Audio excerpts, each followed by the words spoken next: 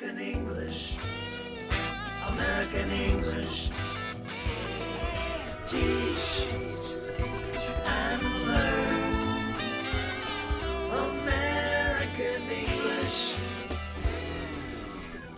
In this teaching tip topic, Tabitha will explore the concept of intercultural language teaching and how to help students develop a deeper cultural awareness. Welcome, Tabitha. Hello, I'm Tabitha, and today I'd like to talk to you about some techniques for raising your students' cultural awareness in the English language classroom. Let's get started. Today we'll explore the concept of intercultural language teaching, and I'll share some ideas to help you develop your students' personal, community level, and global cultural awareness. So, what is culture? A lot of people think about the clothing, food, festivals, or music of a certain country. This is called surface or visible culture. Studying surface culture can be very interesting and motivating to students, but they also need to learn about deep culture to be able to effectively communicate with people from different cultures. People often discuss the difference between deep culture and surface culture by using the metaphor of an iceberg. An iceberg is a floating mass of ice.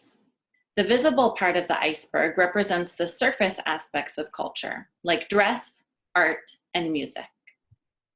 The part of the iceberg that is underwater represents the less visible aspects of culture, aspects like humor, communication patterns, and respect for authority. Despite the fact that these aspects of culture are invisible, they are the bigger source of cultural difference and the bigger impact on people's day-to-day lives. This video will share some teaching ideas that help you teach about both aspects of culture. A good starting point is to have students create their own cultural icebergs. For that activity, ask students to list elements of their own culture for each level. At surface level, they might list foods and holiday traditions, while at the deepest level, students might list values and attitudes related to friendship and familial patterns. As students develop their own cultural awareness, you might have them return to their cultural icebergs to continue adding to them. The cultural iceberg activity is a good place to begin because it helps students explore their own cultures. We should always start with what is familiar to students, so it's best to start with activities focused on your students' own cultural awareness. Then you can move on to activities focused on students' communities and on global cultures. That's the pattern we'll follow in this presentation too. The What's Weird activity helps students think critically about their own culture. For this activity, find a guidebook about your country in print or online, and have students read the section where the author explains your local culture. It can be really eye-opening for students to think about a newcomer's perspective on their culture. A possible source is wikitravel.org, an open source website with information for travelers. A follow-up activity could be for students to develop a brochure or website explaining aspects of their local culture to visitors or newcomers. The Changing Rules activity helps students develop an awareness of the cultures of various communities with different cultural rules. For this activity, students invent alternatives for everyday actions. For instance, instead of shaking hands with someone when you meet, you might jump 3 times.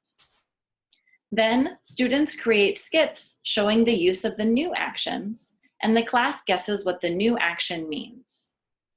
What's important here is that students understand that any gesture or movement can mean anything, as long as the people using it understand the meaning behind it.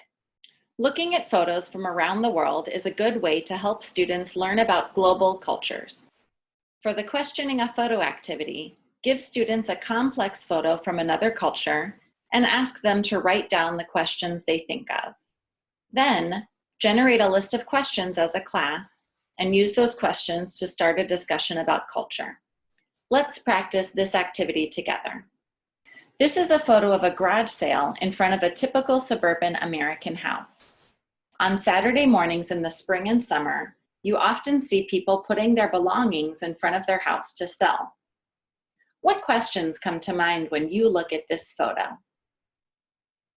You might ask, why are they selling their belongings? How many people live in the house? Who keeps the money from the sale? These questions would all lead to rich discussions about this tradition and the cultural meaning behind it. Summing up, today I talked about the concept of intercultural language teaching and shared some ideas to help you develop your students' personal, community level, and global cultural awareness. I hope you found these teaching tips useful and that you and your students will enjoy the activities I shared today. Thank you for joining me. To check out other great teaching tip videos, be sure to subscribe to our American English YouTube channel. You can find resources for teachers on the American English website, and if you haven't already, be sure to like us on the American English for Educators Facebook page.